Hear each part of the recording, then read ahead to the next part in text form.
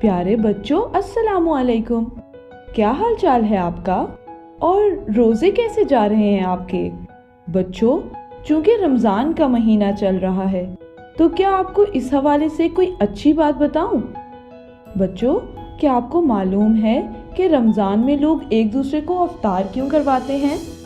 کیونکہ ہمارے پیارے نبی حضرت محمد صلی اللہ علیہ وآلہ وسلم نے فرمایا ہے کہ کسی کو روزہ افطار کروانے والے کو روزے دار جتنا ہی ثواب ملتا ہے۔